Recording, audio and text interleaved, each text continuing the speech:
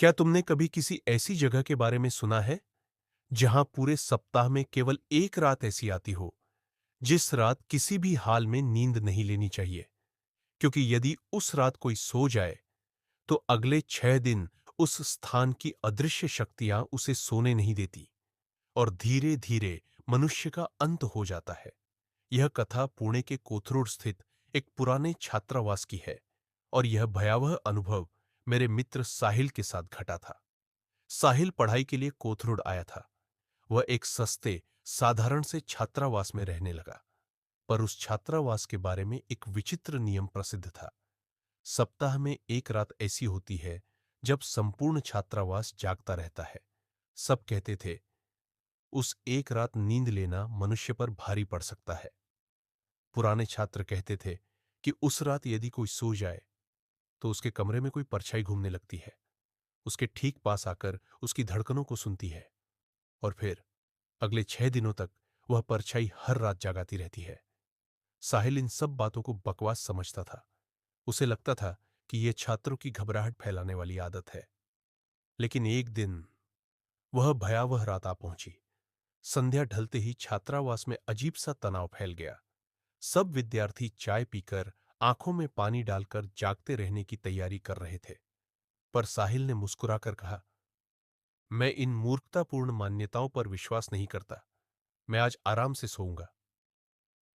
रात का 1 बज चुका था। पूरा छात्रावास सन्नाटे में डूबा हुआ था। लगता था जैसे दीवारें भी सांस रोककर खड़ी है।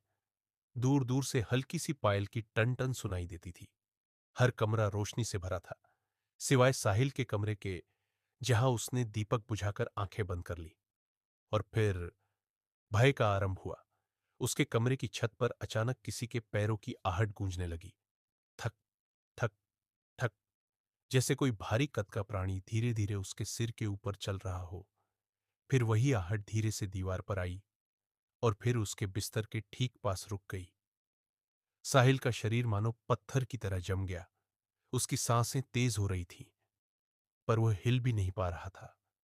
अचानक उसने महसूस किया कि कोई अदृश्य आकृति उसके बहुत पास झुक रही है।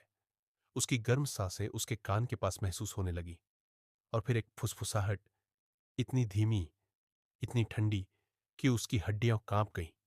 जागते रहो। अगले 6 दिनों तक साहिल एक पल भी नहीं सो पाया। हर रात उसके कमरे की दीवारों पर खरोंचने की आवाजें आती रही। कभी पायल की रुनझुन, कभी किसी के तेज कदम, कभी धीमी सी हंसी। छठे दिन की सुबह उसकी आंखें लाल थीं, हाथ कांप रहे थे और मन पूरी तरह टूट चुका था। वह बिना किसी को बताए छात्रावास से भाग निकला, पर जब वह सड़क पर पहुंचा तो उसके पीछे से वही आवाज फिर सुनाई दी, इस बार तू बच गया, पर अगली बार सोना मत।